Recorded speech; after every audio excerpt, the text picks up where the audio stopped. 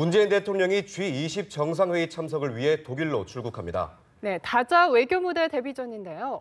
북한 ICBM 도발에 가볍지만은 않은 발걸음이 될 것으로 보입니다. 관련 내용 정치부 이경희 기자와 함께 자세한 얘기 나누겠습니다. 어서 오세요. 어서 오세요.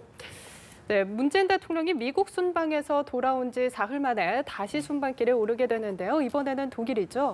네, 취임 이후 두 번째 순방인데요. 네. 지난 일요일에 저녁에 미국에서 귀국을 했고 오늘 오전에 이제 잠시 뒤에 출국을 할 예정입니다.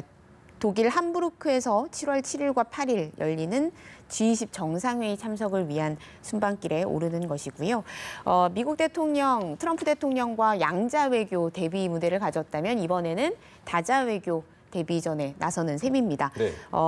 말 그대로 뭐 중국, 일본, 또 러시아, 프랑스, 호주, 인도 등 10여 개국 정상들과 잇따라서 회담을 가질 예정인데요. 아무래도 다양한 해외 정상과 한 자리에서 이제 어깨를 나란히 하는 무대에 처음 나서게 된다는 점, 네. 그리고 상견례를 좀 한다는 점, 이런 점에서 의미가 있을 것 같고요. 여러 정상들을 좀 짧은 시간 안에 만나다 보니까 좀 심도 깊은 어떤 현안에 대한 논의보다는 서로에 대한 이미지를 좀 확인하고 인사를 하는 그런 차원이 될 것으로 보입니다. 예, 지금 화면으로 문재인 대통령이 출국하는 모습 함께 보고 계신데요. 네, 조금 전에 서울공항 모습 함께 보고 계십니다. G20 정상회의에 참석하기 위해서 오늘 오전 독일로 떠나는 모습인데요. 네, 오늘 한미 정상회담이 끝나자마자 어제 북한이 미사일 도발에 나서서 아무래도 다자 외교에서 안보 대응책을 마련하는 일이 중요한 과제일 것 같은데요. 그렇습니다. 특히 이번에 회동에서 그 4강, 미중 일러 정상들과 잇따라서 지금 만날 예정이거든요. 네. 이번 정상회의에서 특히 미국 트럼프 대통령과는 나흘 전이죠. 만난 이후에 또다시 5일 짧은 기간에 다시 만나는 것이기 때문에 이 부분에 대해서 특히 좀 심도 깊은, 특히 북핵 문제 이런 부분에 대해서 심도 깊은 논의를 다시 한번 할 수 있을 것으로 보이고요. 어제 이제 북한이 ICBM 도발이라는 또 추가 도발을 했기 때문에 네. 국제사회의 시선이 쏠려 있는 상황이어서 특히 이 부분에 대한 조금 이슈가 집중이 될 것으로 보입니다. 네, G20 정상회의에 앞서서 메르켈 독일 총리와의 정상회담도 예정이 돼 있는데 아무래도 이 북한 문제가 최대 이슈가 될 것으로 보이죠. 역시 그럴 것으로 보이고요. 한국 시간으로 내일 새벽이죠. 함부르크에 가기 전에 베를린에 먼저 들려서 메르켈 독일 총리와 정상회담을 할 예정입니다. 양자 회담은 트럼프 대통령에 이어서 두 번째인데요. 사실 트럼프 대통령을 제일 처음 만났고 그 이후는 중국 시진핑 주석이라든가 일본 아베 총리가 되지 않을까 예상을 했었는데 메르켈 총리를 먼저 만나기로 하게 된 건데 특히 이제 G20 정상회의가 독일에서 열리기 때문에 그와 맞물려서 어떤 일정상 좀 만나기가 수월하기 때문에 한 부분도 있지만 메르켈 총리가 문 대통령이 취임 이후에 이제 여러 정상들과 전화 통화를 했을 때 날짜를 콕 집어서 G20 회의가 독일에서 열리니까 그 전에 베를린에 들러서 꼭 만나자. 네. 이렇게 날짜까지 좀 콕 집어서 강하게 만남을 희망하는 의사를 피력해서 이 부분을 좀 받아들여서 먼저 G20 정상회의에 앞서서 메르켈 총리를 만나기로 결정을 했다고 합니다. 아무래도 여러 가지 양국 협력, 교류 방안 등 여러 가지 현안을 논의하게 될 테지만 대북 해법, 대북 해법을 위한 공조 방안에 대해서 대한 논의에 초점이 좀 맞춰질 수밖에 없는 상황으로 보입니다. 지금. 예, 문재인 대통령이 조금 전에 손을 흔들고 출국하는 모습 함께 보셨는데요. 이번 순방에서 가장 관심을 끄는 정상회담은 아무래도 첫 대절을 하게 될 문재인 대통령과 또 시진핑 중국 국가주석 간의 회담일 텐데 우리 시간으로 내일 오후에 진행이 되죠. 네, 그렇습니다. 내일 오후에 시진핑 중국 주석과 첫 대자를 하게 되는데요.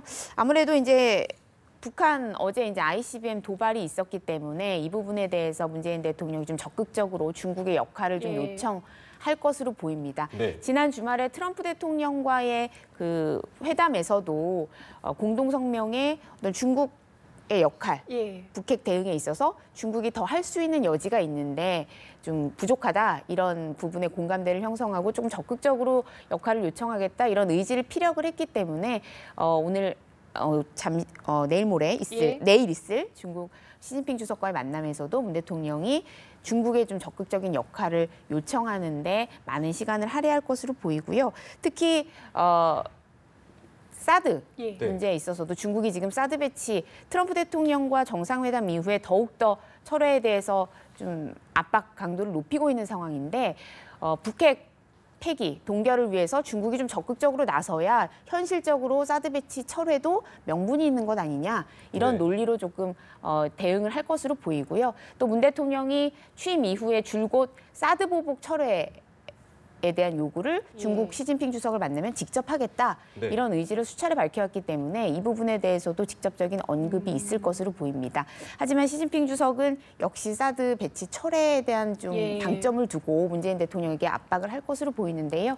이 때문에 이 한중 정상회담에서는 지난번에 트럼프 대통령과의 회담에서는 그 무역협정, FTA 문제가 조금 민감한 쟁점으로 떠올랐다면 네. 이번에는 사드 배치 문제가 조금 긴장감을 높일 수 있는 그런 쟁점이 될 것으로 보입니다. 네, 이번 순방 일정 가운데 눈길을 끄는 또 하나 일정은 우리 시간으로 내일 저녁에 예정돼 있는 퀘르버 재단 초청 연설인데요. 네. 원래는 남북 관계에 대해 보다 진전된 구상이 예정되어 있었는데 어제 북한의 ICBM 도발로 메시지가 조금 달라질지가 관심입니다. 네, 문 대통령이 이제 내일 저녁에 베를린에서 퀘르버 재단 초청 연설을 하는데 이 연설이 역대 뭐 전 세계 지도자들이 좀 주요 구상을 밝혔던 그런 연설이기도 하고 특히 이제 독일이 통일의 상징국이기 때문에 여기서 통일과 관련된 어떤 구상들을 좀 많이 내놓았었거든요. 특히 우리나라 역대 대통령들이 그랬는데 김대중 대통령 같은 경우는 2000년에 베를린 자유대학 연설에서 남북 대화를 강조하고 또 이산가족 문제 해결, 또 특사교환 등 계획을 발표하면서 결국 이게 정상회담으로 이어지는 어떤 밑거름이 됐었거든요. 네. 그리고 박근혜 전 대통령도 2014년에 평화통일 기반 구축을 위한 어떤 3대 제안을 했었고 이때 그 유명한 통일대박론이 회자되기도 했었는데요. 이 때문에 문재인 대통령도 퀘르버 재단 연설에서 어떤 그 통일 구상, 지금까지 뭐 대북 정책에 대한 어떤 새 방향은 여러 차례 밝혀왔지만 통일에 대한 구체적인 로드맵은 밝힌 적이 거의 없었기 때문에 취임 이후에 처음으로 좀 구상을 내놓지 않겠느냐. 그래서 뭐 남북 특사 교환이라던가 이산가족 상봉 같은 좀 진전된 어떤 제안 구상이 나오지 않겠느냐 이런 관측들이 나왔는데요. 어제 또 북한 ICBM 도발이라는 예상치 않은 변수가 생겼기 때문에 조금 메시지의 수위 조절이 있지 않을까 이런 예상들이 나오고 있습니다. 네, 이번 G20 정상회의 참석이 다자 외교 무대 데뷔전인데요. 여기서 어떤 논의가 이루어질지 좀 주목되는 부분입니다. 지금까지 정치부 이경희 기자와 함께 자세한 얘기 나눠봤습니다. 고맙습니다.